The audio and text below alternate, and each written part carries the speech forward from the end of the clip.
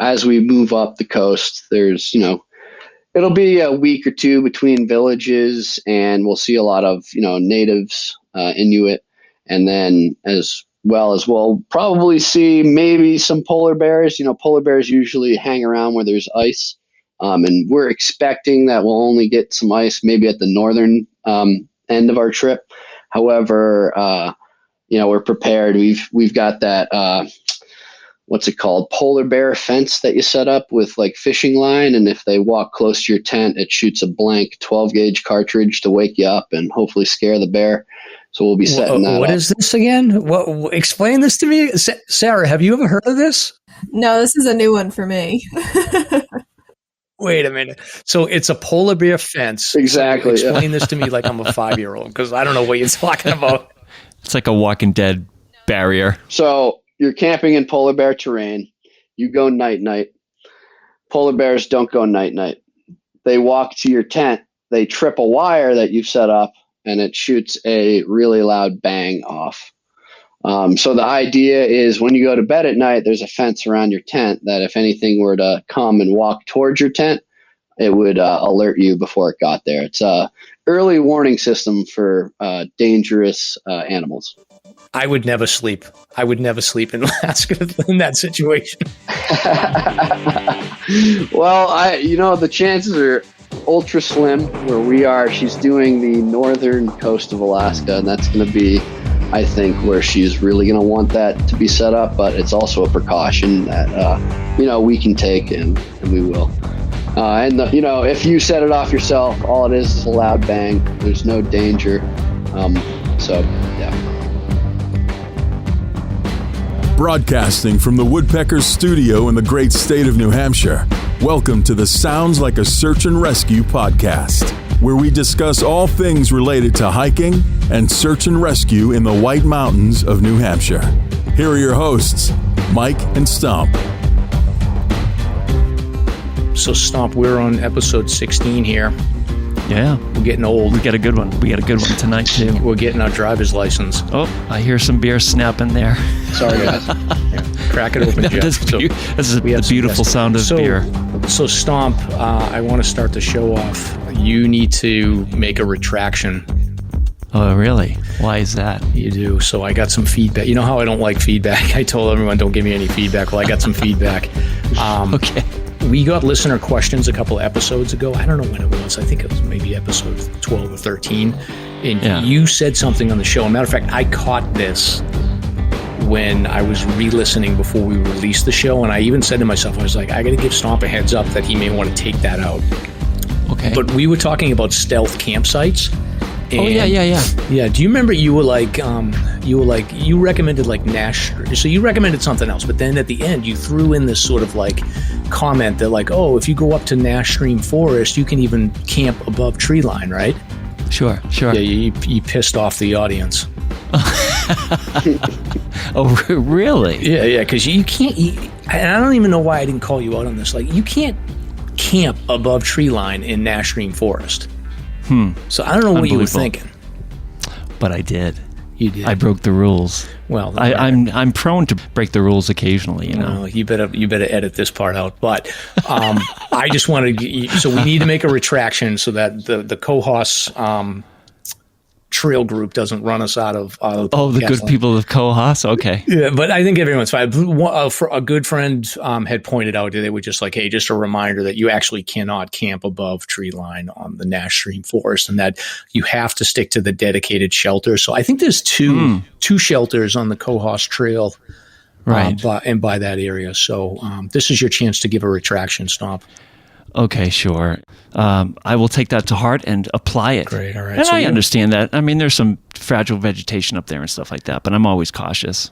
Yeah. And the bottom line is anybody that's into like backcountry stuff in the Whites, trying to figure out like the camping rules and regulations, I think you need a PhD to figure all that stuff out. But we will, I'm going to, just for the show notes for this one, I will post some additional info about the sort of the camping regulations for the White Mountains. I'll also put in some details about the shelters on the Cohos Trail. And, we're not perfect, especially not Stomp. So we apologize. Yeah. And another correction, actually, I think that we met on the Mount Washington road race in 2011.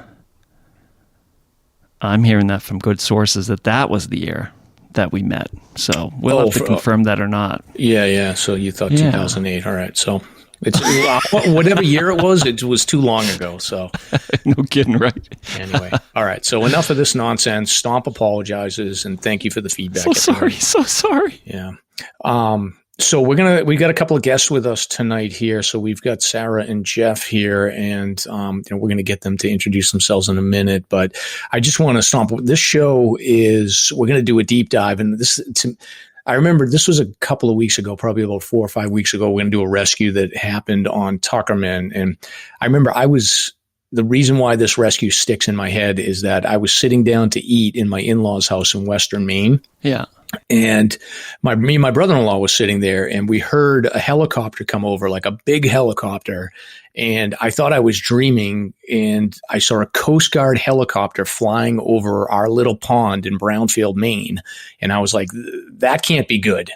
something bad's going on. So tonight we've got a chance to sort of do a deep dive on that. But it got me thinking, like, we'll do the show intro in a minute, but you've done a couple of helicopter rescues, haven't you? Yes. Yep, for sure. I was involved with a major one in the Pemi, multi-day search in the Pemi. And it was a Black Hawk. And you were riding around in the helicopter? I wouldn't say I was riding around like joyriding, but I don't know how that works. It was a pretty succinct to and from. It's like we train every year with Air National Guard and make sure we know how to get in and out of the thing safely and how to buckle in and stuff like that. But during the search, they were ferrying us to distant locations. So they dropped me and several others out to Gio so that we could disperse and hit all the major drainages that were surrounding that area. So yeah, it was a really interesting ride up. Honestly, I don't think I'd want to make a habit of it. And, to do it when it's necessary, sure, but I'm not like looking to get on a Black Hawk. That's for sure. When like you a couple get off 1,000 tons of metal. Yeah. Yeah. Yeah, I can imagine. No, I don't know if I've ever ridden in a helicopter. I don't think I have. But when you get off of those things, like I would always be afraid that like my head was going to hit the blades. Do you duck down ridiculously to make sure that you don't get hit? Sure. Yeah, absolutely. Yeah, you have to duck and you have to have goggles on. I mean, earplugs, those things will exfoliate you like no cream ever could.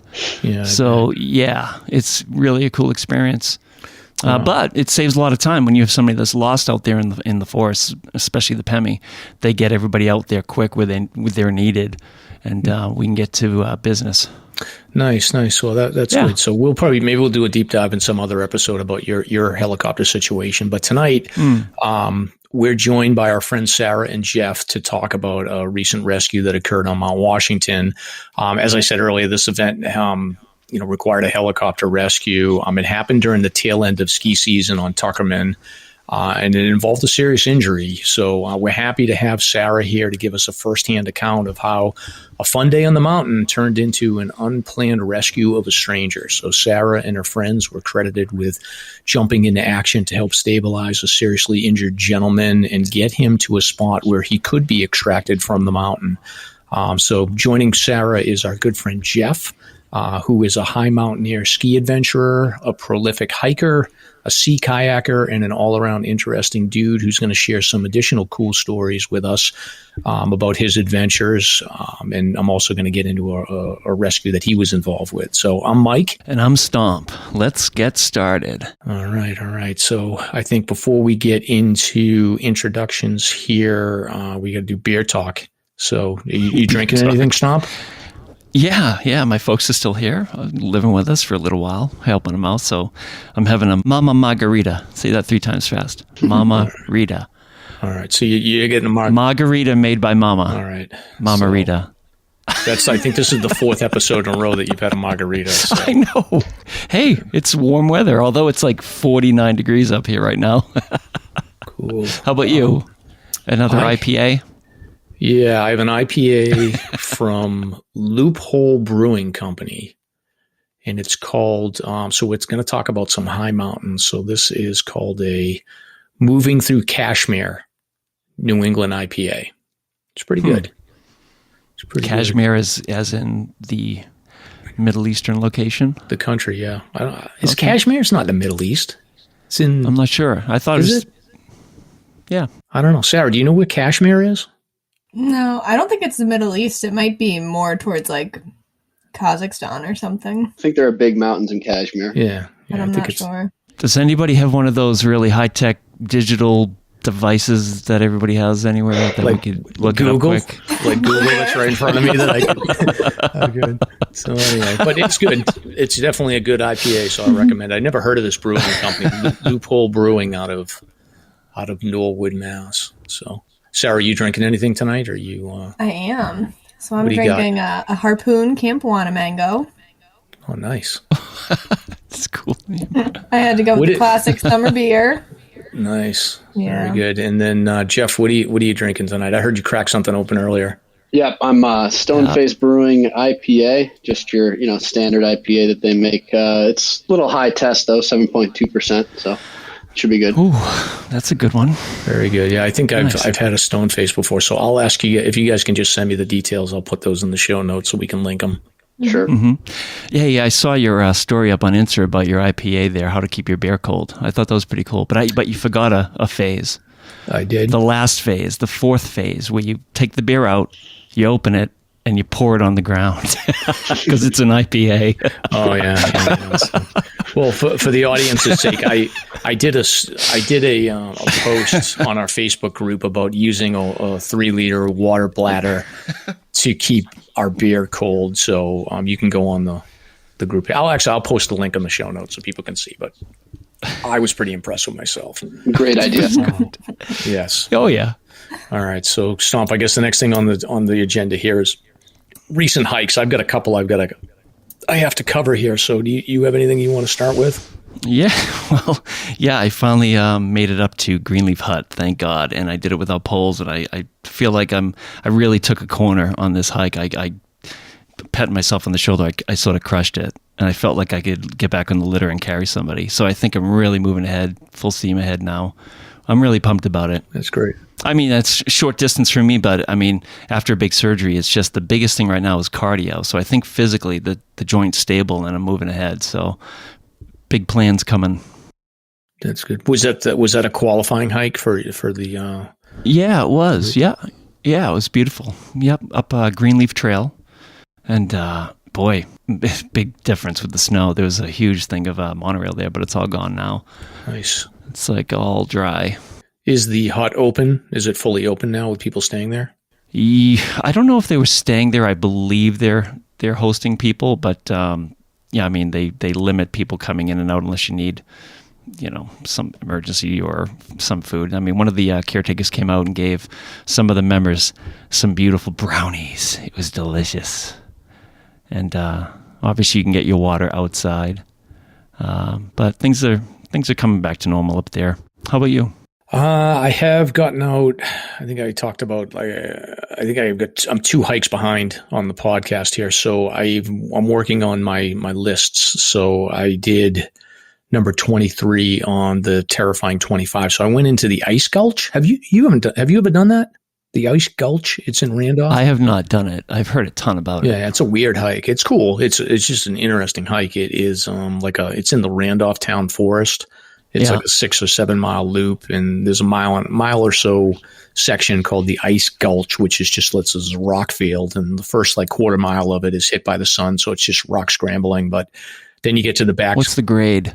Oh, it's gradual. Is it pretty steep? It's not steep. Is it really? No, it's not. It's just like there's a large section, maybe about a half-mile section, where it's just rocks that are covered in moss. Okay. So it doesn't get a lot of sun, and there was a fair amount of snow still in there. It's just slippery. I was by myself, so I was kind of working without a net. So I just was in the back of my mind. I was like, I just can't get injured because I do this dumb podcast, and I can't be on a search and rescue. So people are relying on you, Mike. They are because I can't host this by myself. Yeah, exactly. So that was good. So I'm at 23 of the terrifying 25, and then I actually went over later in the day and did Pine Mountain in Gorham, New Hampshire, which is on the 52 with a view. So that was number 49 for me on the 52 with a view. That's a beautiful little mountain. That's what popped into my head about Pine Mountain is that it's very similar to when we hiked Mount Martha in Owl's Head is that like it would be an awesome place to hike in the fall for fall foliage because it just looks literally right out on Mount Madison, and it's got to be an amazing view there. So. Mm-hmm. Yeah, I think I've seen pictures of it, but I've never been there. But that's a great area in general. Yeah, easy. Beautiful hikes. How about you two, Sarah, Jeff? Any hikes recently? Not since Memorial Day weekend when I went up to Tux. Regrettably. You had enough, huh? Yeah. Said we're done for a little bit. Yeah, we'll do a deep dive on that trip. Okay. How about you, Jeff? Anything? Yeah, actually, I went out with a couple of friends to Flat Mountain Pond just to spend an overnight and hang out at the pond. And that was 2 weekends ago, and that was great. Good way to cool off in the super hot weekend we had. I was going to say, Mike, excellent call with Ice Gulch. I mean, you basically get free air conditioning, at the end of that hike. So that's pretty nice. But yeah, Flat Mountain Pond was great. There was a bunch of people there. It's a pretty easy 5 mile, I think like 1,500 feet in. And yeah, there's a canoe there now, which I guess I probably shouldn't say on this podcast, but nice. Hey, there's some guys carried one up, and all it needs is paddles because I think somebody burnt the paddles for firewood. But yeah, great hike up there. Oh, geez, that's funny. Wow, that's interesting. I can think of a few people that would have done that. They'll go nameless. Yeah. I've never been to Flat Mountain Pond. I gotta get out there. I've been over there at Sandwich Notch in that area, but I think I just bailed out on going to the pond area. Yeah. Well, it's a great. That was I bushwhacked Flat. That was rough. It took me 3 attempts. It was like midwinter, sub-zero, deep snow, coming from Route 49. It was just, it was rough. That does sound rough. Oof. Deep snow, middle of winter, bushwhacking. I'll pass on that, man. More power to you, though. Yeah. I was gonna say though, have fun with that. if you've got new people, getting into backpacking, Flat Mountain Pond is one of the best ways to go. Super easy hike in, great views, and you don't have to climb 6,000 feet up to get a good campsite. So, right. Yeah, a fairly easy grade to get into it too if you're taking that primary trail in. Right. Bushwhacking in the winter, I don't know about that, but yeah. Cool. All right. Well, let's get into official introductions here. So, like I had said in the opening, Sarah, so we're here with Sarah and Jeff. Sarah is here to provide some details about her experience in helping with the rescue of a skier in Tuckerman. But I wanted to get a little bit of background, so we're going to grill you a little bit, Sarah, so get ready. And my first question I typically will run with all guests is, if you could tell us a little bit about your background and a little bit maybe about your experience related to hiking. Sure. So I actually only started hiking about 5 years ago when I moved up to Boston for grad school. Okay. I went to undergrad down in Virginia Tech. So that's in Blacksburg, like southwestern Virginia, right around the AT. So I did, McAfee's Knob, Dragon's Tooth a few times throughout college, but never got into anything serious. And then actually my first year of grad school, my friends and I went up and we did a 3-day, 2-night trip to the Bonds. And that was like my first real backpacking trip, and it was super fun, but I was just totally demolished by it, so sore, so tired, didn't know what hit me, but just fell in love with the White Mountains and found a great group of friends who go up there all the time and just kind of kept tagging along with them. And so since then, been pretty regular up in the Whites. Yeah. Do you do a lot of day hikes or do you do more overnight stuff? Typically day hikes. Day hikes. Yeah. Good. Are you, I'm a big list geek. Do you do any of the list or do you not care about that? I have a few written down, but I'm not super, I want to be able to do it for the rest of my life. So I'm like, okay, I'll space it out a little bit, not try and knock it all out in 1 year or 2 years or anything. Yeah, exactly. I've been doing it I've been working on my stuff for like 8 years, but it is like, I kind of cringe when people are like, oh, I finished my 48 and I'm done. It's like, no, there's way more to it than that. But, So you get the right attitude. I'm a little crazy about my list. So Sarah, this is a search and rescue show. So we're going to talk about a search and rescue that you were involved with. But one of the questions I'm always interested in is, have you had any close calls yourself? Have you been any situations where you almost had to call for a rescue? I actually haven't. I've been really lucky that no one that I've been with has ever gotten seriously injured besides, a trip and, scraped knee or, busted elbow or something. We've been pretty fortunate. So. Nice. Well, good. Hopefully this coming on the show doesn't bring you any bad luck. Fingers crossed. Yeah, exactly. Well, welcome. So we're gonna get into a deep dive on the this Tuckerman rescue that happened a couple of weeks ago in a minute, but I'm gonna hand this over to Stomp, and he can cover introducing Jeff. Yes, this is the first time I get to introduce Mr. Rogers. Isn't that cool? Mr. Rogers is here. Yes, I am. I have to tell the audience that Jeff and I go way back. I think we met way back in social media circles, and from there it's been just year after year of seeing Jeff post amazing pictures, whether it be him skiing down North Tri-Slide or, you name it, or just traveling the world, tackling some of the biggest peaks. But Jeff, tell me a little bit about how you got into skiing, how you got into hiking, and what you've been up to and where you live and all that good stuff. Yeah, absolutely. Thanks for the kind words, first of all. Oh, you bet. Yeah. How I got into skiing and hiking and all that kind of stuff, I really have to be thankful for my parents. They brought me into that as a young age, right? My dad hauled me up Mount Kearsarge, kicking and screaming, up Mount Monadnock. I think I actually walked the full one from Mount Monadnock. But yeah, I was really, really young. And of course, my dad, he was an avid outdoorsman, so he brought me to Mount Sunapee, which is, in southern New Hampshire. That's where I learned to ski. And at first, I used to grab my ankles and run and ski down just straight down the whole mountain. And now, I've taken that obviously to much bigger mountains and done a lot of different ski touring in the recent years. It's definitely, stemmed from my parents, and, I've just tried to progress in multiple different outdoor, disciplines, whether it's skiing mainly, that's kind of what my passion started out as, and I'm getting into sea kayaking, and I've always been hiking and backpacking because that's kind of your foundation. If you're going to do any long-term adventure, long-term expeditions, just being comfortable spending a lot of time outside, sleeping outside, that's really where you learn your fundamentals. So. What was your first grand ski adventure? What would you say? It really depends on the mindset at the time, right? So my first time in Tuckerman Ravine was, absolutely mind-blowing. I really didn't know what the whole, fuss was about carrying your skis in. I thought that was just like, why would I carry it when I can go skiing at the resort? But yeah, eventually, I was part of the UMass outing club, UMass Amherst, where I went to college.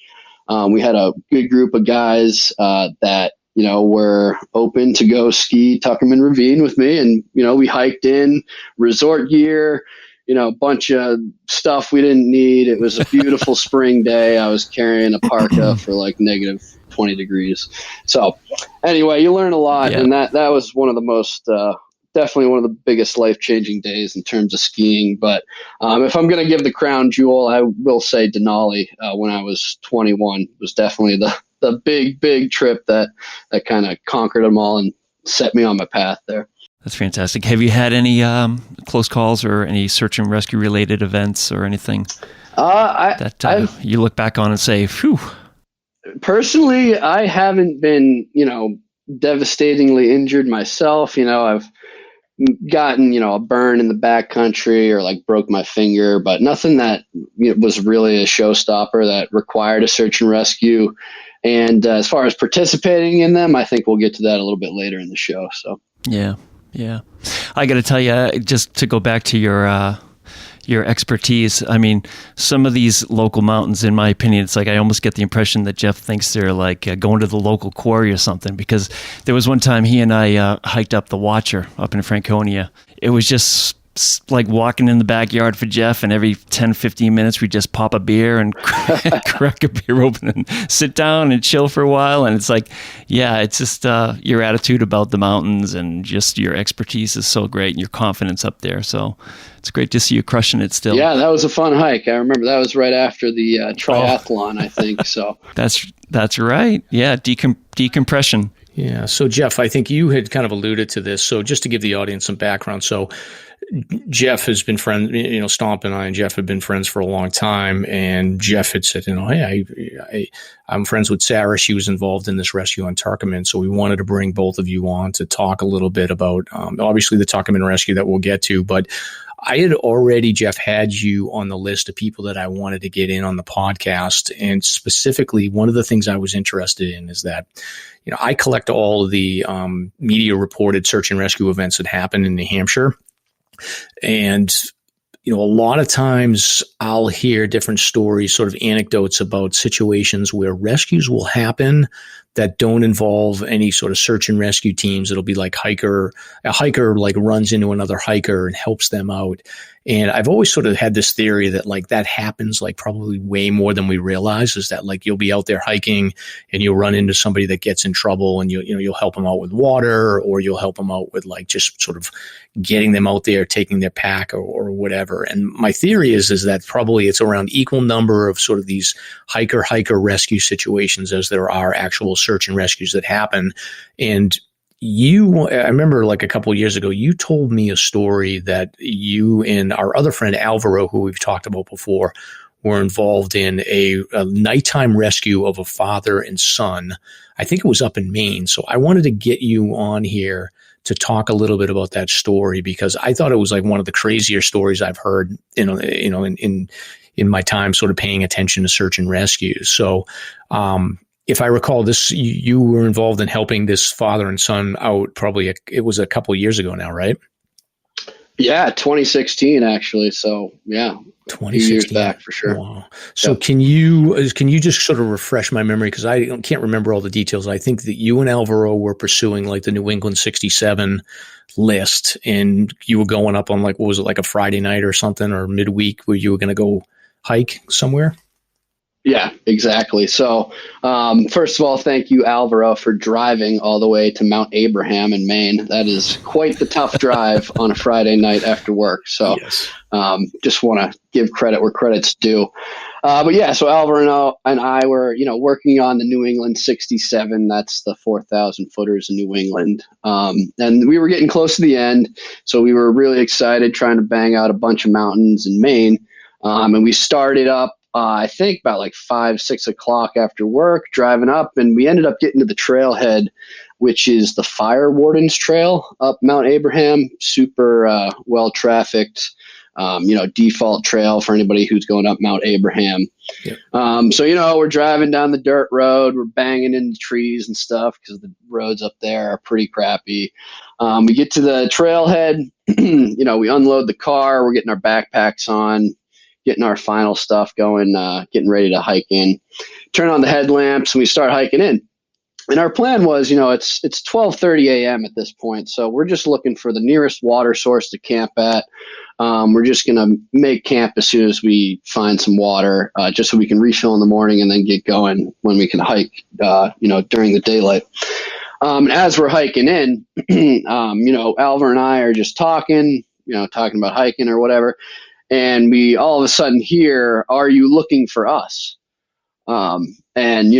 Alvaro didn't say that, so I'm, immediately pretty concerned. And as I walk down the trail, I actually turned my headlamp onto the super bright mode, and I have one of those ridiculous headlamps that I use for, skiing at night. So it shoots super far. And down the trail, I see father-son cuddling, laying on the ground. Wow. Now, when you guys pulled up, were there any other cars that were parked in that area? Yes, there was one other car. Yep. All right. That's a good point. Yeah. So that was their car. Good. And did you just figure they were camping? Yeah. I hate to make assumptions based on the trailhead. People do a lot of different stuff. We hiked in at midnight. So, we just assumed they were out, enjoying the woods like we were. So you and Alvaro, you're hiking in, and all of a sudden you hear this random voice saying, "Are you looking for us?" And then You've got your 700 lumen headlamp blasting. And then so you see these two people. Right. Yeah. So they're laying right next to the trail. You could take 2 steps and be exactly where they are. And they're laying on the ground, both very, I wouldn't say violently shaking, but visibly shivering to the point where you would be immediately concerned if you, walked up to somebody like that. Yeah. Well, what do you think the temperature was? So I actually have this written down. The temperature was about 40 degrees is what the post I made says back then. So, and when we woke up in the morning at first light, it was in the 30s. So, wow. So what do you do when you see these two shivering people? Right. So immediately we walk up and, we start asking them questions, trying to get an idea if they're, all mentally there. Because they, immediately started talking to us. So the next thing you think is, right, hypothermia. What stage are they in? It looks like they're able to communicate. They're visibly shaking, and they're able to stand up, and they're not losing their balance. So that's kind of the assessment I initially made in my head, and I had just come off a wilderness first responder course, so I'm not sure that would be the immediate thought, moving forward now, because I'm a little rusty on those skills. But back then, I was going kind of through the unlock codes of kind of how serious is this situation. So what we did is, we're hiking into backpack. I pulled out my puffy, immediately threw it over the child that was there. And he was, I don't know, probably 12 or something, short little guy shivering. And his dad was also shivering, and Alvaro gave him his puffy. And then what happened was we just escorted them right back to the car. I think after the mile or so of walking, they, generated a lot more metabolic heat while they were, in the puffies and got warmed up. But it, what they were wearing was just, low cut hiking shoes, cotton socks, your average cargo pants, and then a t-shirt. And that was all they had. Did Dad give an explanation? What did you guys have to say? I mean, he must have been like pretty grateful, but probably pretty afraid you were going to call like DSS on him or something. Well, yeah, the first thing he said is, I hope you didn't make contact with my wife because she's going to kill me. Yeah, that would probably be my first reaction too. Right. But yeah, what happened was they were hiking down from Abraham, and they just, overextended their timeline. And in the Maine woods, this is end of September, it gets pretty cold and it gets really dark when you're in the woods. There's a good amount of canopy that even if you do have some moonlight, it's too dark to navigate. So what happened was they just lacked the proper way of illuminating the woods, whether it's a phone or a headlamp or just something, a flashlight. They just were not carrying anything to do that. So immediately when it started to become pitch black, they pulled over on the side of the trail, and they said they decided to wait till morning while huddling each other. And, they were shivering right after midnight. So, that's probably another 5 hours at least until first light. So I really don't know if that would have turned out well. For them. Yeah, I was going to ask you that. So you've taken a wilderness first responder course, like in your assessment, like they would have gotten a lot deeper into hypothermia, and it's questionable whether or not they would have been able to get up and moving even when it was light out if they got too deep, right? Right, exactly. Yeah. So with their current condition, 5 more hours in the cold, I think they would have had, trouble, balancing, trouble creating, cognizant thoughts, things like that. And, they were already lost in the woods before that. So them getting out, it could have been definitely a toss up. So I'm glad we were there to just walk them back to their car. Yeah, so like basically like having a headlamp and then your down jacket's pretty. It's not. I don't think I'm exaggerating by saying like you very likely could have just saved both of their lives. Yeah, I think that might have been the case, or they would have been terribly hypothermic, and the next hiker along would have had to help them out similarly or even worse. But yeah, luckily we were able to walk back to the car.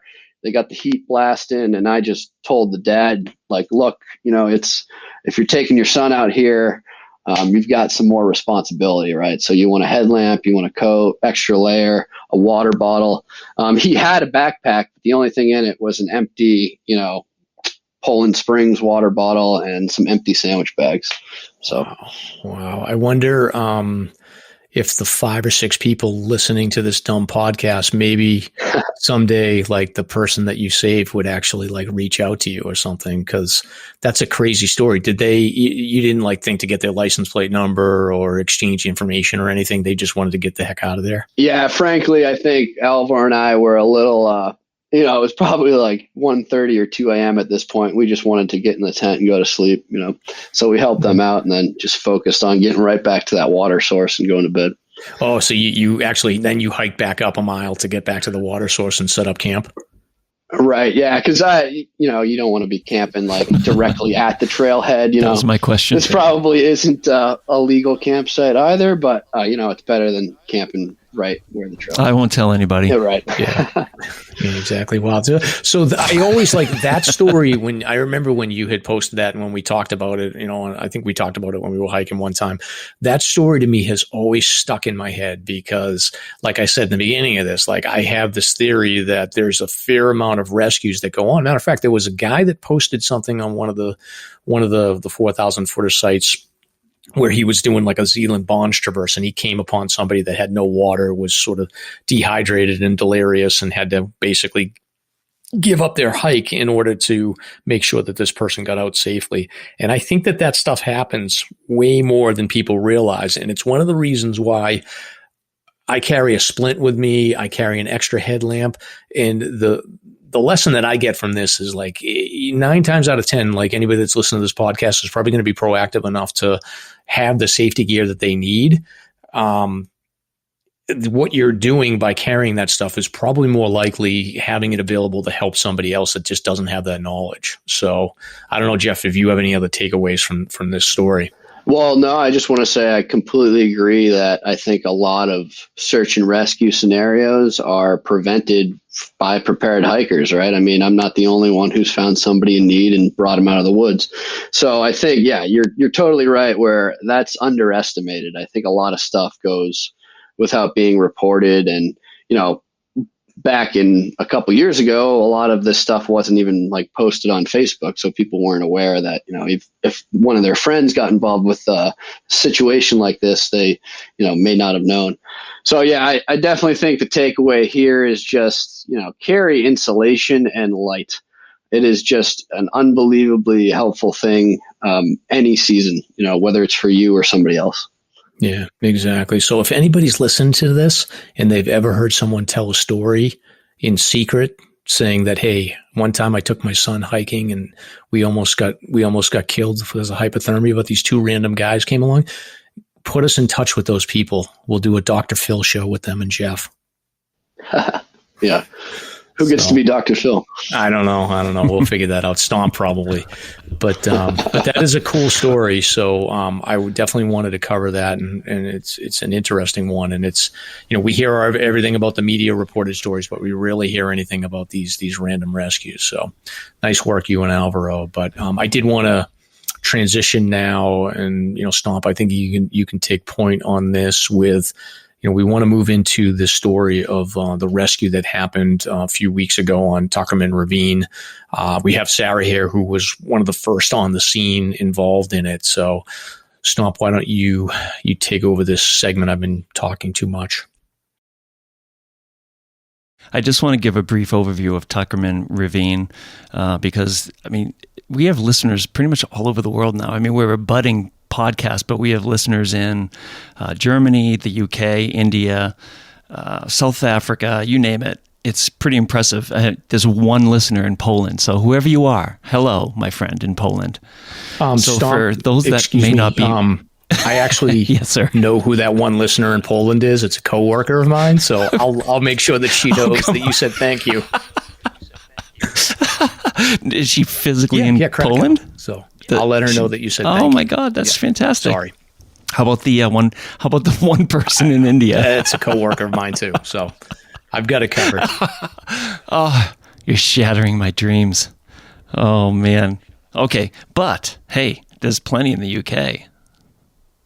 There's lots of folks in Europe. So anyway, we have thousands in America, North America, Mexico, pretty neat. Anyway, for all those people that may not be familiar with Tuckerman Ravine, Tuckerman is southeast aspect of Mount Washington. It's a hugely popular destination for hikers and skiers, boarders alike year-round. The spring skiing lasts until late June and even into July because it averages about 55 feet of snow plus per year in this bowl, because right above it you have Mount Washington, which rests at 6,288 feet, and it just generates a massive amount of snow. Avalanche are very common in the bowl. 10 deaths since the 60s, I believe. You can access Tuckerman by Pinkham Notch, which is off of Route 16, just north of North Conway. From the floor of Tuckerman Ravine, you can actually hike up and then ski down various chutes, or you can just go from the floor down the Sherburne Ski Trail, another 1,800 feet or so, back to Pinkham. It's a three-sided bowl, more or less, with a central head wall facing east towards the Wildcat Range. Excuse me, Stomp. Did you just call the Shelburne Trail the Sherburne Trail? I think I misread it because it's my handwriting. I'm just making sure that the pronunciation is correct. Close enough. Now, there's a left gully, which is considered the easiest, and then it progresses as you head to the northern side of the bowl towards the right gullies. There is the chute, which drops between two large cliffs. There's what's called the ice fall, which is a 55-degree drop with cliff jumps of about 25 feet. There's a trail called Sluice, which is actually featured in this story that we're about to dive into. And that's a bit easier, quote unquote, with an average grade of about 40 degrees. Here are some of the heights. Pinkham Notch, the starting point, is at about 2,000 foot elevation. Hermit Lake Shelter, which is near the foot of the head wall, is at 3,900 feet. The floor of the head wall itself is 4,400 feet. And then the top of the head wall is 5,100 feet. So these are numbers that will come in handy when we talk about this story. And again, the summit of Mount Washington is 6,288 feet. Let's dive into some White Mountains history, shall we? A little bit of history. It was named after a botanist. Anybody a botanist here? No, I guess not. Okay. I wish. Yeah, hey. Edward Tuckerman, and this person was in the 1830s and 1840s looking at rare flowers in the ravine. Pretty interesting. The New England Ski Museum says that the first use of skis on Mount Washington was by a German in 1899, and then John Apperson was the first skier in Tux back in April of 1914. The very first person that actually skied the head wall itself was actually two Dartmouth students back in 1931. And then there are several deaths that are listed. The first recorded death was by falling ice back in 1886. The first ice fall was 1936, and then this is something that happens yearly. People fall into crevasses as well. And the first crevasse death was 1940. So it's a dangerous area to begin with. So when people go to ski in this area, you really have to know what you're doing and be proficient at your hobby, whether it be boarding or skiing or sliding on your butt thousands of feet down to the lunch rocks. So that's your basic anatomy. Now, I read over this story. This happened on May 30th. And as I read the story, I break it down personally into 4 different sections. There's the initial contact with the patient and the dispatch of all the rescue teams and EMS workers. Then there's an air game, which happens, and then there's a ground game, and then there's this side story about the weather, which we have to touch upon too. And Sarah, I'm curious, where did you come into this story? Sure. So I was right there in section 1, if you will. So basically, my friends and I, we hiked up Sluice. And 2 of my friends, skied down. They made it to the lunch rocks, no problem. And the patient and his son were actually hiking up like the left side of Sluice throughout this. And so I start to go, I take a couple turns. I actually fall and start sliding towards the rocks. And luckily I stop. How far up were you? Pretty close to the top. So it was right where it gets narrow.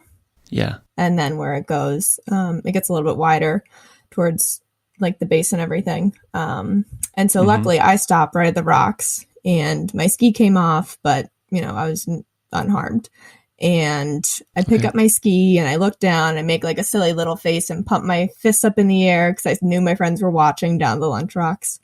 And then I hear yelling and I look to my left and I see this man sliding feet first towards me on the rocks. Yeah. And this ended up being the victim. Mm-hmm. Yep. So he's sliding feet first. He's maybe 5 feet up from where I am. And he hits the rocks and just goes boom, boom, boom, boom, boom. Just starts tumbling down them and then, lands. So you saw the fall? Oh, it was right in front of me. I was almost patient number 2, I'm really lucky that I stopped where I did. This was approximately at 1:20 p.m. or so, or 1-ish? Somewhere around there, yeah. So the story that I read is that apparently the father and son, this was their third run on SLASR, correct? I don't think it was their third run on SLASR. It was their third run of the day. And I guess he was trying to transition and his ski slipped and then he slipped. And he fell 400 feet, according to the report. Yeah. Okay, they had no crampons. Nope. And he wasn't wearing a helmet either. I think a lot of people don't wear helmets. Jeff, can you speak to that? What's the helmet usage in Tux? Yeah, absolutely. Well, it's changed a lot since, 2015. I mean, I haven't been skiing in Tux for a long time, but there's a lot more people that are skiing now and a lot more people wearing helmets. However, you always get the, let's just say veteran skiers, older guys who couldn't even imagine putting a helmet on a beautiful spring day. So you get that kind of two schools of thought there on the helmets. Okay. And Sarah, how big of a group were you skiing with? And do you go to Tuckerman's a lot? There were 8 of us up that day, but there were like 10 or 11 of us, like as a whole group, but only, 8 of us or 7 of us actually ended up going up SLASR. In a normal winter, I like to get there more than I did this year. I now live in Connecticut. I used to live in Boston. Now I'm in Connecticut. So it's a little bit harder to get up, and with COVID and everything, not quite as frequent. Yeah. And was it like, I've never done the Tuckerman, like going to ski and that whole thing. And I've always wanted to just hike up there. And I got Jeff actually helped me get some backcountry skis. So I do have them, but I just haven't really got into it as much as I had hoped. But was it like a party scene? Like I've seen pictures where there's like hundreds of people on the lunch rocks and stuff. Was it that kind of vibe on this day? It was not. It was kind of overcast. There was forecasted rain in the afternoon. It was supposed to start around 2:00, I think, or 3. So our plan was, get up there, get our run in, 2 run, however many runs you want, and then get back down before the rain came in. And it was kind of an overcast day all day. So there weren't that many people up in Tux. I expected a lot more. We were the only big ski party besides the patient. There was a ski patroller who also happened to be in the bowl at the same time. And there were a couple parties of hikers on the lunch rocks, just kind of watching everything. Okay. So did you tend to the patient, or did the Mount Washington Volunteer Ski Patrol jump right in? No, I was the first one there. I just, as soon as I saw him stop moving, I just screamed as loud as I could down towards my friends who were at the rocks, like, get help, and pointed towards Hojo's, and then just ran down to him. And luckily my friends skied down. They were right there in an instant as well. And we just, started assessing the situation. We could tell that he wasn't breathing very well. So we, stabilized his neck and everything and got him into the recovery position as best we could, being on rocks that were not the most comfortable or the best setup necessarily, but we got him in a good position and then just kind of started assessing for more damage, any broken limbs. And luckily we didn't find anything super serious aside from a couple good head wounds. Now, when did the ski patrol and the ranger come into the picture? Ski patrol got there maybe 10, 20 minutes later. Honestly, my whole sense of time throughout this whole thing is just so out of whack. But he was there fairly quickly. And so, he radioed down. My boyfriend was actually at the lunch rocks. He had already run down to the ski patrol cabin and let them know. And so he started hauling up gear from the different caches and everything. But ski patrol was on site pretty quickly. And just started saying, okay, we need to get this, we need to get that. And just helped us kind of stabilize him a little bit further and get more of the medical supplies that we needed. A couple of our friends ran up from the lunch rocks. One has done a wilderness first responders course, and another 2 are actually ski patrollers. So they ran up and helped with kind of the assessment of everything. So all things considered, like this dude probably picked a pretty good place to wipe out and fall in front of like a crew of like, I mean, it would have been better obviously if he fell in front of a helicopter, but like all things considered, like you guys were a pretty good group to be around. Yeah, he definitely lucked out. I haven't taken a wilderness first responders course, but I do work in the healthcare field. I'm an occupational therapist. So I was like, okay, we need to be concerned about his head. We need to be concerned about his spine. We are going to move him as little as we possibly can until we get a sea collar on him. So you're somewhat prepared for this mentally then to deal with it. Yes. Yeah. Luckily, everyone kept calm. Nobody, even my friends who were like squeamish about blood and everything, had no problems. Everyone was just like, okay, we need a task. What are we going to do? The ski patroller did a really good job of, delegating everything and saying, okay, you're going to go get this. I need you guys, you pair, go down and do this. Do you have any insight as to who made the decision that the individual needed to go by helicopter and get extracted? I think the original ski patroller did. That's the next phase of the story. They had to extract this person out. Mm-hmm. Apparently, according to the report, this is about 2:20 p.m. There were no air ambulances. That's what the report says. And then later on, it says that the air helicopters or ambulances were unable to get in because of the weather. Mm-hmm. So it looked like there was only one option available, and that's the U.S. Coast Guard. Can you tell us about that a little bit? Sure. So, like I said, the rain was forecasted to come in around 2 or 3 o'clock, and it did. So Tux was totally socked in, and so no one could fly in. And so because I think in a more normal rescue situation, they would have just flown right to the lunch rocks. But because of the weather and everything, we had to carry him down to Hermit Lake, which was a whole super interesting experience. And yet another reason that I'm just so grateful that we were there. My group of 11 friends, because I don't know how they would have gotten him down as quickly as we did. Yeah, the report really talks highly of you guys, and it talks about 20 to 30 year olders that just jumped in and they had to master the litter really quickly. And, being in search and rescue, it caught my eye that you guys had to learn handoffs or pass-offs on a couple of really steep sections. And that's pretty cool. I mean, I've seen it myself where people just get pulled into a rescue and assist on the litter, and it's not an easy thing at first. You can really hurt yourself carrying those things. So can you tell us about the process from the floor of the ravine down to Hermit? Sure. So we were lucky that we had, a couple really good, really strong ski patrollers with us, and they knew exactly what to do, and they were really good at communicating. Okay, if you're not ready, say, before we pick up the litter and everything, let us know. Mm-hmm. And so they were really good at explaining everything. All right, we need 3 people on each side. You're going to hold a rope, to help offset the weight and everything. Mm-hmm. And he did a really good job of explaining how the pass-throughs work. And luckily, the majority of the rescuers were our group of friends. So we already had that established rapport and communication and everything.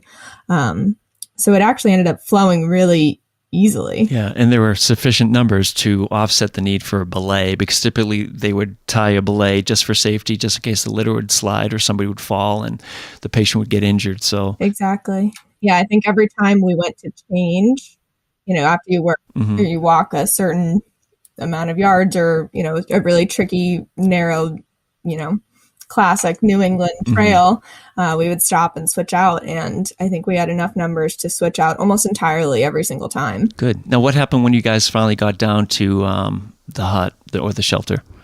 How long did it take before the Jayhawk showed up? It took a little while. So there were paramedics there waiting, which was good. They came from Weymouth. The Coast Guard did, yeah. That's sort of a hike for a copter to travel. It took a bit. I think the report said the helicopter didn't get there until like 5:30 or something. I think we probably must have gotten him down to Hermit Lake, I would guess maybe 4:30, somewhere around then.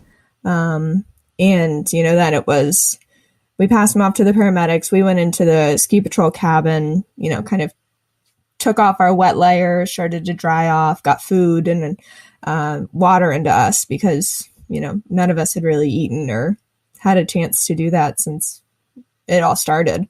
And here's where I need to interject, because this is where it gets really interesting for rescuers. Helicopter's on the way. Weather's rolling in. Mm-hmm. You guys are wiped out. You want to head down the Sherburne or whatever just to get it. Shelburne, Sherburne. It is actually Sherburne. I messed up. So sorry about that. We're gonna cut that part out. Stomp. The Sherb. So yeah, sure.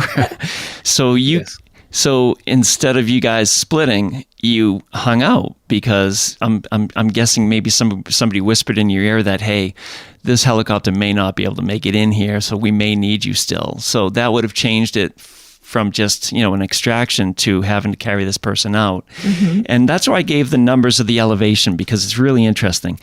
You have the floor of the head wall is 4,400 feet. Okay, so that's essentially what the report says that the ceiling of the weather was. So you have this weather rolling in.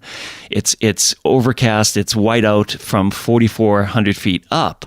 So this helicopter, helicopters generally can't fly in that weather. So you have this tight window between 4,400 feet and Hermit Lake, which is 3,900 feet. So you have this really small window of opportunity where this helicopter can come in and extract this person, drop a paramedic, stabilize him, get him in a litter, and take off. So that's where the rescuers come in. It's highly possible that window could have closed, making it impossible for that Coast Guard helicopter to get this person out. So yeah, I just wanted to add that in because I've been in those situations and it's nail biting. It's like, oh my God, this you can look up and see the ceiling dropping, and you're waiting for a helicopter. It's and meanwhile this person's suffering. So can you tell us about the weather and what the ceiling was doing, and how the helicopter operated with the paramedic and stuff like that? Sure. So getting to see the Jayhawk was like the coolest thing. I grew up around the DC area, so I'm familiar with helicopters. I've heard helicopters, for a long time, but I've never been that close to one before. And so basically, so we kind of checked in with the ski patrol and we're like, hey, it seems like everything's going well. The Coast Guard's on the way. Is it okay if we leave? And he was like, you know what? Would you guys mind just sticking around for a little bit longer, just in case this cut, dun, dun, dun. Just in case they come and for whatever reason, they can't get him out. No problem. Yeah, absolutely. The plot thickens. We're here. Like, what are we going to be those people who just leave? Absolutely not. And so we waited, and you hear the helicopter before, because it's totally socked in, so you can't see much. You see just above the trees, and then you hear the of the helicopter, and then you just see it just peer right over the tree line, and he just kind of circles around really slowly, hovering 10 feet, I swear, above the trees, and then goes in the clearing right next to Hermit Lake, drops the paramedic, then the line comes back up, and he just goes and he waits over by the pond, kind of where the ski patrol cabin is, and he just hovers there and just stays in the same spot, and then goes over, drops something else, drops the litter after a little bit, goes back over. It was just incredible to get to watch the precision and the control of the pilot, and also the sheer force and wind and power that the helicopter generated was incredible. Did you get a nice exfoliation? Oh my God, you talk about exfoliation. I think everything got exfoliated. It was incredible. It's so funny. It was like being in a hurricane. You're leaning your whole body into the wind and you're not moving. The trees are all just shaking back and forth, and I liken it to a King Kong movie when Kong's bashing through the forest and the trees are swaying left and right 30 feet. It looks just like that. Does. No joke. It does. There are waves coming off of the pond. It's wild. Yeah. It was wild to watch. And then see them, come back over, drop the line, pick up the paramedic, bring him back in, and then come back for the patient. And then off they go. Off they go. Boom. As quick as possible. And they're gone in an instant. Yeah, and Sarah, I have a question for you. So this was a father and son duo. So the son was he helping out the whole time? No, so he actually, I lost track of him because I just stayed with the patient, with the father. But he went down first to Hermit Lake, I think with one of our friends. And then he went down to the Pinkham Notch Visitor Center, where he was kind of waiting at their car and everything for the next move. Where is he going to be sent to? What do I do? And all that stuff. So, but the poor kid, he had to wait for a while. Yeah, he was probably communicating with the family, and maybe they told him like, look, we've got this covered, and he's stable, and we're going to get him out of here, and we'll keep communicating with you. Pretty much, yeah. I know that they were in touch with the ski patrollers and Pinkham Notch and everything. They were, radioing back and forth. Yeah, Stomp. Do is that a thing? Like, do they like in these rescue situations? Do they look at like the family members and sort of try to get them separated if they've got the victim stabilized, so that they're not dealing with the family member if they could be like upset or something? Or is there any like strategy to that, or do you have no idea? Sometimes it depends on the situation. Very cool. So once he exits from the helicopter, you still have a ways to go, right, Sarah? You got to get out of there and then figure out where you're going to go eat, and you probably didn't sleep too well that night, right? No, we slept really well. Yeah. We were all like, oh my gosh, it was after 6:00 at this point. I think it was closer to 6:30 or 7. So we had to hike back down. Everyone has, at this point, we're all hiking. There's no snow left on the trail. So it's not like you can just ski down the Sherb. So we hike out. But luckily we had a friend who was back at the house that we were staying at. And we were finally able to get in touch with him and kind of let him know what was going on. And he had a fantastic meal waiting for us when we all got back, which was amazing. Yeah, he crushed it. Oh my gosh, it was so good. Very cool. And then when the news reports came out, because the news reports came out and the Avalanche Center gave you guys like a huge shout out. Like the specific comments that they said here is, and Stomp touched on this before, but it said one of the more important lessons of this incident comes from the bystanders who assisted. This group of 20 to 30-year-olds jumped in to assist, suffering in the cold drizzle, to render first aid, and then carried the litter to Hermit Lake, where they then waited patiently to confirm that they wouldn't be needed to carry the litter should the helicopter fail to arrive. Anybody having an accident would be lucky to have this group of solid individuals to assist them. So you're a hero, Sarah.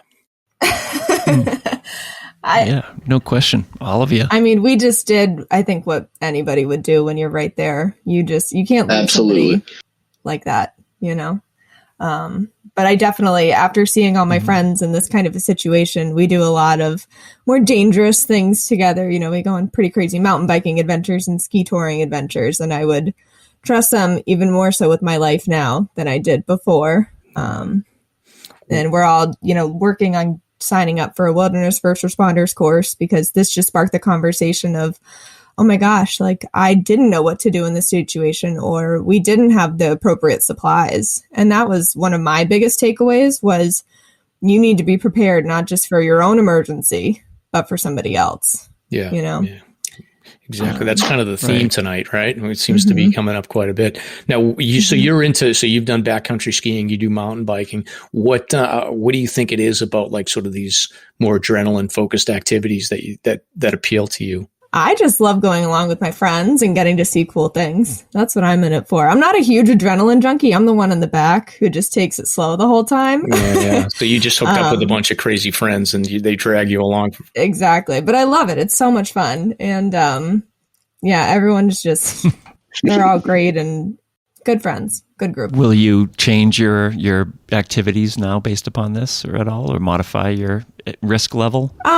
Probably be more risk focused, and definitely our packs are all going to be a lot heavier because we're all going to be over prepared now. I think only, 2 of us had crampons and ice axes, and we all should have had crampons and ice axes up on Tux that day. Yeah. Only a few of us had med kits. So now we all have med kits.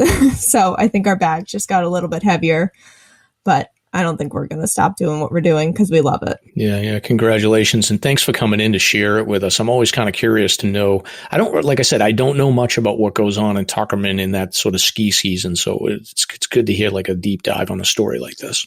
Yeah, thanks so much for having me. So anything else on this, Stomp, or do we want to transition into, I want to do a segment with Jeff to talk about some of his mountaineering adventures.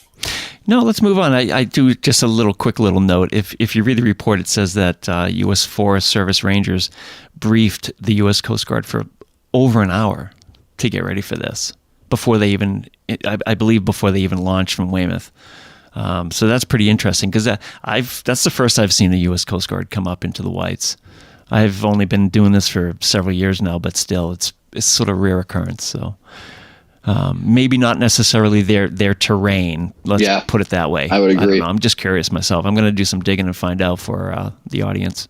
Yeah, definitely wasn't their usual. Yeah. And they must have taken the patient to Portland, right? Because I'm assuming, I think the helicopter flew over our house at like 6 or 6:30 or something, and it had to be going to Portland because it's like a direct line from Tuckerman to Portland, where we're like right in between it. So yeah, I couldn't believe it. We were sitting there eating dinner, and I'm like looking up, and I'm like, why is there a Coast Guard helicopter in the middle of Western Maine? It was crazy. What's going on? Yeah. So, yeah, no, he went to Maine Med. All right. Well, so this was great, Sarah. Again, thank you so much. SLASR's hiking topic of the week. So we're going to transition back to Jeff. We're going to talk a little bit about some of his mountaineering adventures because we don't really get a chance. I don't really personally know that many people that have actually done legit mountaineering activity. So we want to get into some details there. But before we do get into that, Jeff, you're probably like one of the most experienced backcountry skiers that I know as well.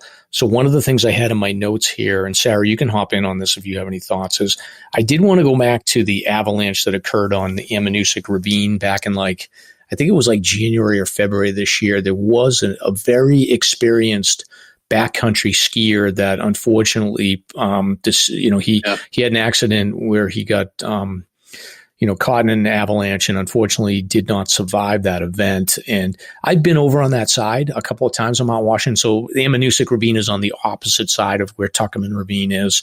And I feel like it's not as common to like ski in that area, although I don't really know enough about it to comment. But Jeff, I would be curious to know, I'm sure that you had some familiarity with this area and, heard of this case, but, related to that incident that happened in like January, February, just to refresh the audience, this was like a scenario where it was a solo backcountry skier.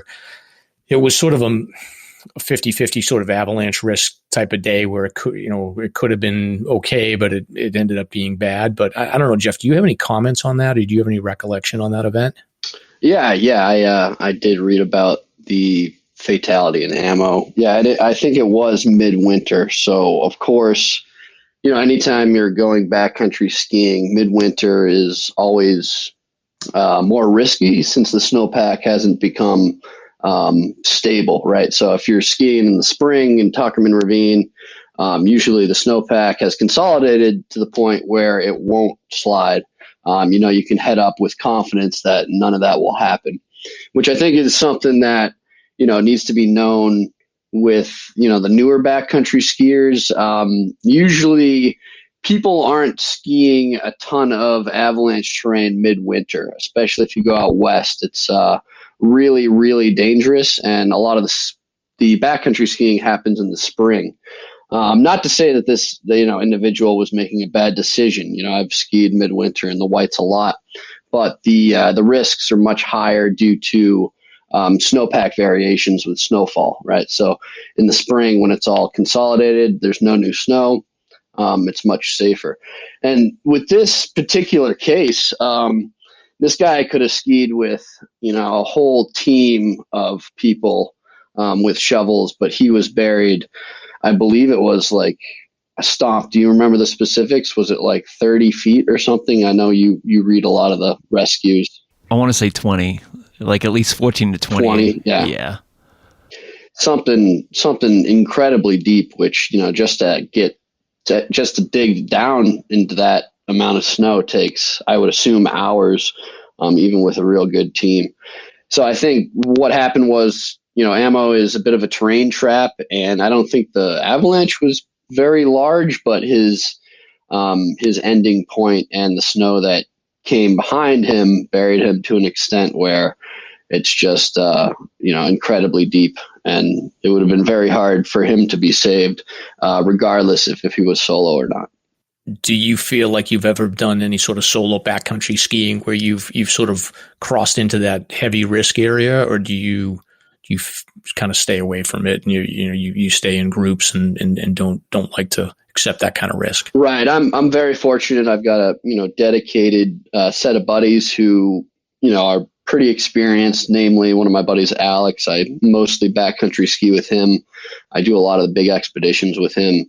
We're kind of on the same page. He's a little bit more full throttle than me sometimes, and I gotta wave the white flag. But we definitely. I never ski solo unless it's the Cog Railway or the Sherburne or some of the Granite Backcountry Alliance glades. I'm just there's the experience is best when shared, and that's so true when you're in avalanche terrain. You want a buddy there, because even when the day forecast is low, things can still slide. So it really depends on your buddies out there to, have, first of all, the discussion on risk, right? I mean, that's where it all starts. Does everyone feel comfortable skiing this slope in this condition? And that's really where the majority of accidents are prevented. Right, just having the idea, being educated with an Area 1 and being able to discuss snowpack with your friends is key. Very good. Yeah. So unfortunately, that was a tough situation. It was kind of a unique situation. Like, you just don't hear of backcountry skiing solo accidents like that. And I think I just was very curious while I had you on to get your perspective on it, because you're probably, like I said, the most experienced backcountry skier I know. So that's good. So I did want to transition into talk a little bit about sort of your high mountaineering experience. So I think everybody's familiar with Denali, but can you just talk a little bit about, can you run down quickly some of the sort of the high mountains that you've climbed or skied? Sure. Yeah. Started off with Denali. After that, we went to Bolivia. We climbed 3 different 6,000 meter peaks. After that year, we went and did Rainier, Mount Hood, and Mount St. Helens. We got into actually another search and rescue scenario on Mount St. Helens, which I can save or go into a little bit. I don't know how much time we have, but basically there was a buddy, or a fellow, not a buddy, that was yelling because he had fallen into a snow crack. And we ended up leaving our trail of wands because it was very low visibility. And this guy was right near our track, and he ended up following our wands down the slope, eventually, self-rescuing himself. And he had, a broken ankle or something like that. So we weren't directly involved with the person, but we figured we can leave a trace here to help somebody else out. And then notified the rescue people, but it all turned out great. And then after that, we went to, I think it was Mount Sanford was the next year. That's a close to 17,000 foot peak in the Wrangell St. Elias range. And we weren't able to summit that one. We were just absolutely beat down by weather. Alaska is definitely one of the roughest places in the world, I can say for sure. After that trip, is this the same? Just like Mount Washington. Yeah, and this is the same crew of people that you go with every time, or does the crew switch up a little bit? So Mount Sanford, I had a bit of different crew. There were 4 of us, and with that kind of mountain, it's good to have 4 people, right? So you can have a big rope team. And Sanford, for anyone who's not familiar, hasn't had a summit. At least when we went, the previous 3 years, no one had summited, and the year we went, nobody did either. I think the year after, a team was able to make the summit, though. So it's a relatively low traffic peak. So what that means is you want a rope team that's bigger, because you're actually going to do real scenario route finding versus a peak like Denali, where there's so much traffic that the route is pounded out, and you may be able to use protection that's already placed by guide services. Got it. Now, I have a question about Denali for you because I just read an article which I'll put it in the show notes, but there was like a warning from the Mountain Service folks about a couple of trends that they saw on Denali this year. One of which was that I guess they had a lot of people that were starting their summit pursuit from 14,000 feet instead of going to high camp, which is at 17,000 feet. And then they also called out that they were seeing a number of ad hoc teams being created due to team members getting injured and people dropping out. Wow. So they were basically teams that were unfamiliar. So I didn't know, do you have any perspective on that? Well, yeah, I actually did summit from 14K. We skipped the 17,000 foot camp. And I think that's an excellent decision in my mind. If you're trained for it and you're able to do a big summit day, most problems happen on the upper mountain. So if you got to haul 3 days worth of food and fuel and a tent and all that stuff to 17,000 feet, spend more time at altitude where it's extremely cold, extremely windy, it just doesn't make sense to me if you're able to, one, bring skis to aid you in your descent, and two, you're able to climb that 6,000 feet at altitude without, I guess, losing energy or bonking, if you will. So I will say I did read that article, Mike. I know exactly what you're talking about. So I kind of disagree with the idea that a safe summit day always starts at 17K. But again, it worked out well for me. It may not work out well for a lot of other climbers that aren't skiing. So that's my take on that one section. For the ad hoc teams, to me, that's absolutely ridiculous. I am very selective of partners. I don't go on these peaks with just anybody. Your life's on the line. If they don't know how to self-arrest, like if you slip into a crevasse, I mean, there's a variety of things that can happen. You just want to know the person, and you also want to be, compatible in terms of personality. So that's always a question mark with ad hoc teams. Got it. And then one question I have about Denali that I'm always kind of interested in. So you didn't go with actually, do you need a guide? Is it one of those mountains where you have to have a guide supporting you in order to get a permit, or could you go on your own? Yeah, no, thankfully that nonsense hasn't hit this peak yet, although it seems to be trending that way. Mountains that require guides are a little funny to me. If they require guides, you're inviting more inexperienced people to climb the peak. If there are no guides, usually only experienced people step foot in terrain like that. So it's an interesting way of regulating a mountain, and I'm not sure that it makes the mountain safer. However, Denali, I think, at least in 2015, it was about 50-50 guided independent groups, and the summit rate was obviously a lot lower for the guided groups than the self-guided groups. Interesting. So that's interesting. So basically, as far as starting low, your perspective is that if you're an experienced team and you're in shape, then sort of going, I don't want to say like light and fast, but like you can approach it from that 14,000 foot level and get up there quickly and then ski down. Well, I will say there's absolutely nothing light and fast about Denali if you're doing it safely. Our summit day, we had a negative 20 degree sleeping bag in my pack. I had an 8,000 meter parka in my pack. I had puffy pants in my pack. I had a shovel, all these things that would allow you to survive if something were to go wrong are in my pack. So, you're getting rid of the tent, you're getting rid of the stove. And sometimes people even bring stoves up in order to resupply water, but we had 7 liters in our backpack. So there's nothing light and fast about that ascent. It is lighter than carrying a camp to 17. I think it reduces the amount of exposure you have on the upper mountain. Got it. All right. That makes sense. So again, I have no clue about mountaineering, but so it sounds like your pack is still like a little bit lighter than Stomp's day pack to get up to the Greenleaf Hut. Yeah, well, it's the super glue that weights me down. Yeah, exactly. Well, Stomp's got this 115 liter low alpine with a 45-pound weight in it, if I remember correctly. Yeah, I took out the 10-pound dumbbell weights to lighten it up a little bit. Right, he's right there with the heavy packs. Yeah. But I had a question. How do you factor in getting used to the altitude and whatnot? Do you have enough time for these trips to get used to the altitude? Or there's a variety of things that factor into that. I will say, the Bolivia trip and the Rainier trip, we were just pushing it, and I definitely found my limit. I was skiing at like 20,000 feet 5 days after being in Boston. Yeah, that's what I mean. I felt like a freight train hit me after that. So yeah, it was absolutely, that's where we pushed it. That's where I found my limit. And that's where I kind of figured out that I'm never going to do that style of climbing again. Just living at sea level, it doesn't make sense.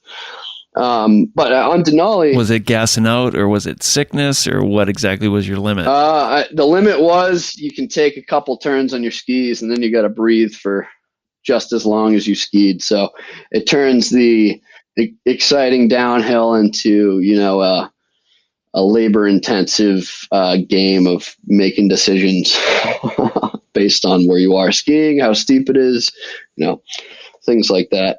Sorry. So Mount Sanford. So I followed you on this trip. Like you were posting some good updates on this, if I recall correctly. So I'm assuming you have a private like flight onto the sort of the base of the mountain to get to Sanford. And then my impression from looking at those updates is you guys were the only ones on the mountain, and you had to basically take all of your supplies and logistics with you.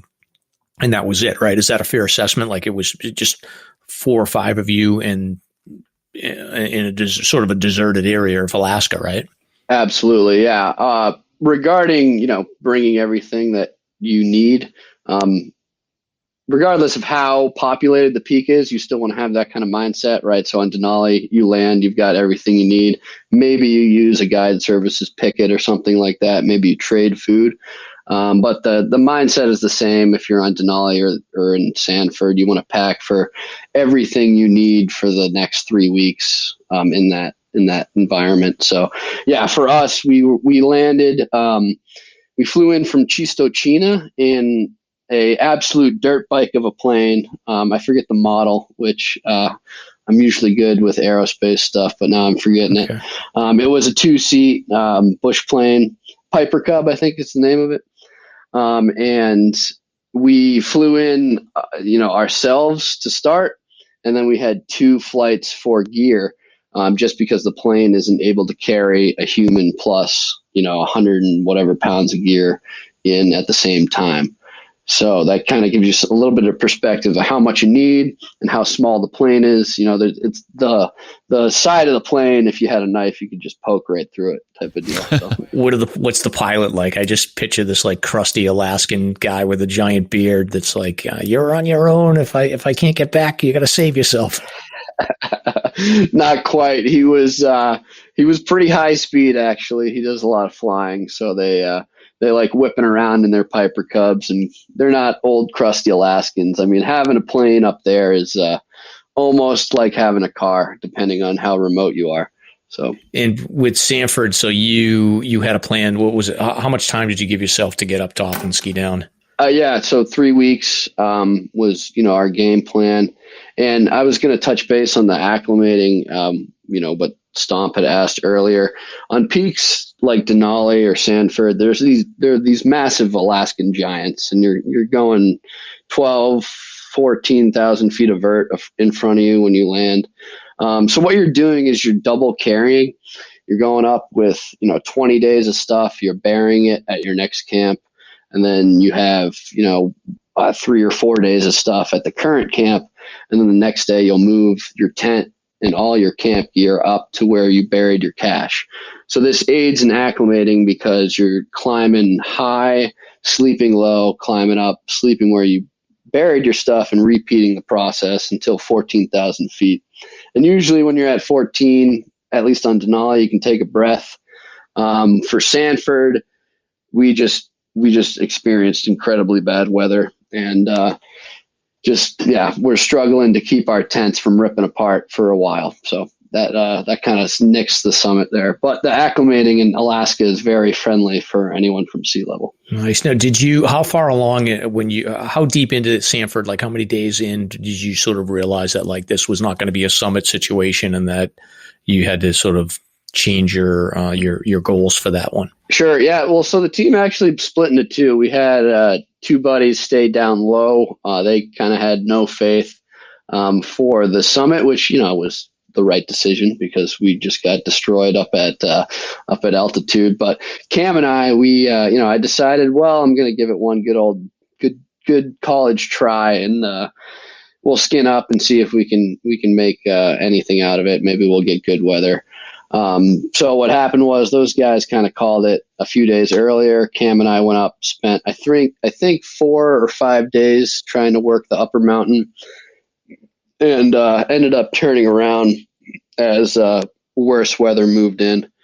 So that's kind of how it fell there. We ended up splitting up, which I don't recommend, but I wasn't going to leave the peak without giving it a try. Yeah. Do you ever get like in fights with people, like on these big 3-week expeditions? Like you're sharing a tent and stuff. Like you light into each other, or does it?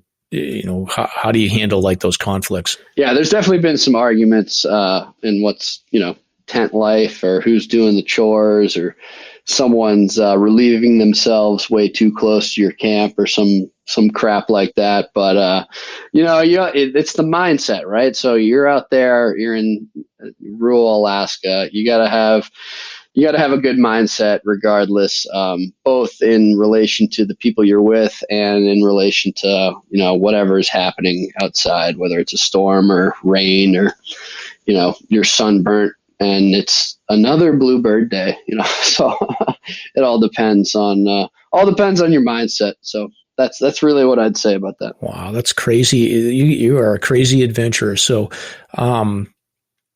so you do the backcountry skiing, crazy hiking stuff. I know recently you've gotten into doing like sea kayak trips, and you've been doing that for like the last couple of years.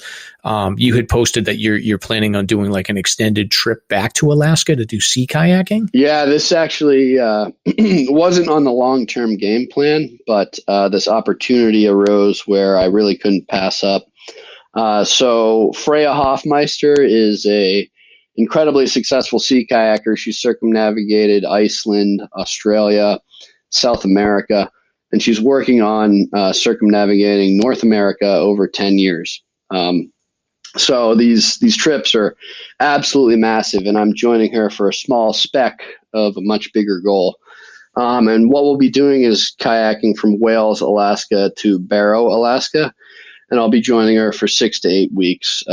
Her method has been, when the ice is out in the northern climates, she'll paddle the 3 months that she can there. And then when the ice is in the northern climate, she'll paddle the southern part of North America. Wow. Now, I'm assuming, like I looked at the map, so this is basically like the western and northern edge of Alaska that you're going to be going on. So I'm assuming like when you stop, it's going to be like Inuit tribal land, and like there's legit like polar bears and stuff that you got to worry about there, right? Right. There are a few different towns. We'll pass Kotzebue, which will be on the radio in July there. So little plug for Kotzebue radio. Listen online. And, as we move up the coast, there's, it'll be a week or two between villages, and we'll see a lot of, natives, Inuit, and then as well as we'll probably see maybe some polar bears. Polar bears usually hang around where there's ice. And we're expecting that we'll only get some ice maybe at the northern end of our trip. However, we're prepared. We've got that, what's it called? Polar bear fence that you set up with like fishing line. And if they walk close to your tent, it shoots a blank 12 gauge cartridge to wake you up and hopefully scare the bear. So we'll be setting that up. What is this again? Explain this to me. Sarah, have you ever heard of this? No, this is a new one for me. Wait a minute. So it's a polar bear fence. Exactly. So explain this to me like I'm a 5-year-old, because I don't know what you're talking about. It's like a Walking Dead barrier. So you're camping in polar bear terrain. You go night-night. Polar bears don't go night-night. they walk to your tent, they trip a wire that you've set up, and it shoots a really loud bang off. So the idea is when you go to bed at night, there's a fence around your tent that if anything were to come and walk towards your tent, it would alert you before it got there. It's a early warning system for dangerous animals. I would never sleep. I would never sleep in Alaska in that situation. Well, the chances are ultra slim where we are. She's doing the northern coast of Alaska, and that's going to be, I think, where she's really going to want that to be set up. But it's also a precaution that, we can take and we will. If you set it off yourself, all it is a loud bang. There's no danger. Yeah. Wow, that's crazy. So is there do you have I know you had some sponsors and are you going to be updating on this kayak trip or anything? Is there anything you want to plug? Yeah, so FreyaHoffmeister.com. She's extremely famous. I am not. So she'll be posting, the trip reports and the pictures and the media. I had to sign a couple waivers for her. She's writing a book, and the content that I create, has to be given to her in terms of pictures and things like that. So I'm really joining a well-funded and well-sponsored trip myself.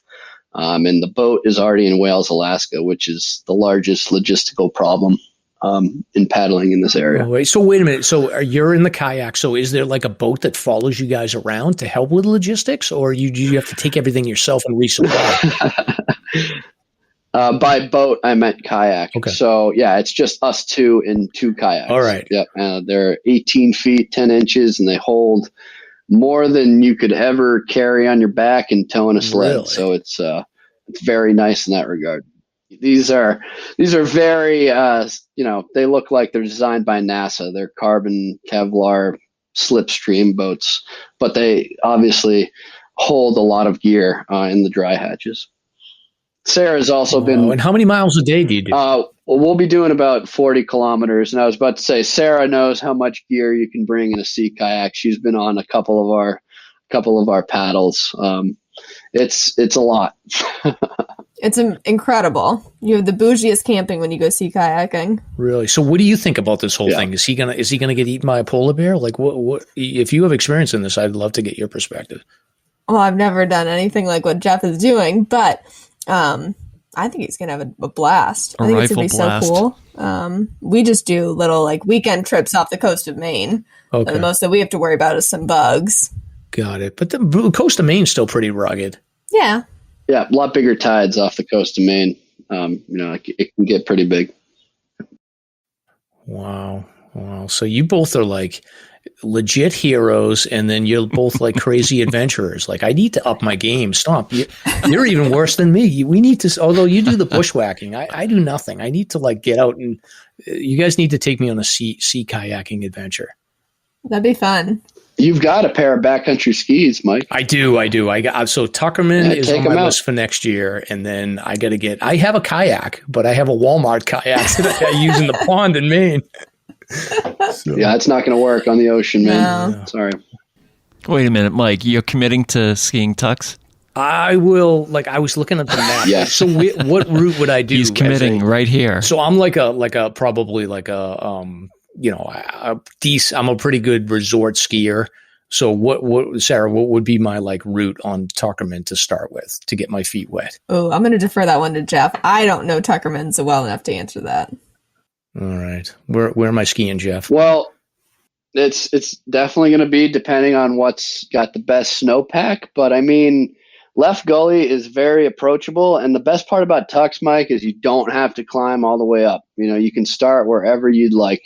So you can ski half the bowl if that's your comfort level, or you can, go send the head wall, or you can just ski the Sherburne. You're backcountry skiing no matter what you're doing. So don't feel like you got to go absolutely crazy the first time you go. It's, there's stuff there for everybody. You just decide what you're comfortable with. What about that bowl just north of Glen Boulder, south of Tux? What's that? Jimmy Chaga went there this year. Are you saying Gulf of Slides or Oaks Gulf? Yes.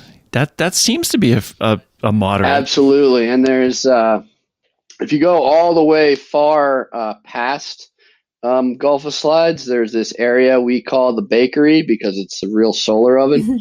But it's, really mellow backcountry skiing. And the slides in Gulf of Slides are also less steep than Tuckerman. So a lot of that's, like a black diamond or a double black at a resort. Nothing too crazy for backcountry skiing. Just depends on the snow.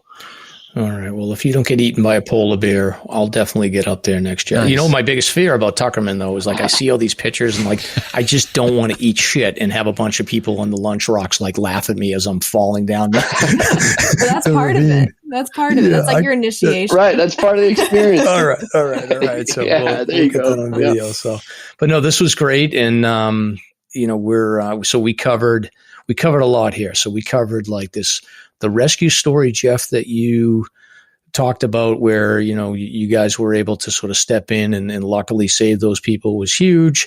Sarah, you and your friends stepping in to save that skier in Tuckerman. And then we learned all about mountaineering and crazy sea kayaking. I guess one last question I do have for you, Jeff, is I'm curious, and I've never asked you this, but so you've done South America, you've done a lot in North America. Do you have any plans to get to Europe or the Himalayas or do anything crazy like that in the future? Yeah, I'd absolutely love to go out and ski a peak called Shishapangma in Western China. That's kind of my next reach goal for ski mountaineering. But the thing is, these opportunities, they come up and you have to line up the people, you have to line up vacations, you have to line up motivations. So what, you want to do as an individual isn't always what will happen, in terms of what you want to do as an expedition. And, when these opportunities come up, you got to take them. So, that's a reach goal of mine, but we'll see how the cards fall. Anything could happen. And I'm going sea kayaking for a long time and I never thought that was going to happen. So, yeah. Nice. Well, you're living the life, Jeff. I'm jealous, but I'm also not so jealous when I think about the polar bear situation. But anyway, exactly. But yeah, we'll keep an eye on the sea kayak trip, and then I will post all of this info that we talked about on the show notes. And Stomp, did we miss anything? Or are we good? No, I think we're good. I mean, just talking about a little bit of safety stuff, but I think we covered it with the triggered rifle there ready to go. That's how he keeps himself safe. Yeah. I kind of want that set up for just hiking in the whites, just so that nobody approaches. It'll work out good. Yeah, exactly. Early warning system. Yeah, exactly. So, all right. Well, again, Sarah, thank you so much. Jeff, thank you so much. And thank you so much, guys. Call this a wrap. Yep. Thanks for having us. Thank you for listening. If you enjoyed the show, you can subscribe on Apple Podcasts, Spotify, or wherever you listen to podcasts. If you want to learn more about the topics covered on today's show, please check out the show notes and safety information on SLASRpodcast.com. That's SLASR podcast.com. You can also follow the show on Facebook and Instagram. We hope you'll join us next week for another great show. Until next time, on behalf of Mike and Stomp, get out there and crush some peaks. Now covered in scratches, blisters, and bug bites, Chris Staff wanted to complete his most challenging day hike ever. Fish and Game officers say the hiker from Florida activated an emergency beacon yesterday morning. He was hiking along the Appalachian Trail when the weather started to get worse. Officials say the snow was piled up to 3 feet in some spots, and there was a wind chill of -1 degree. And there's 3 words that describe this race. Do we all know what they are? Only one hill! Here's Lieutenant James Neeland, New Hampshire Fish and Game. Lieutenant, thanks for being with us today. Thanks for having me. What are some of the most common mistakes you see people make when they're heading out on the trails to hike here in New Hampshire? It seems to me the most common is being unprepared, and I think if they just simply visited hikesafe.com and got a list of the 10 essential items and had those in their packs, they probably would have no need to ever call us at all.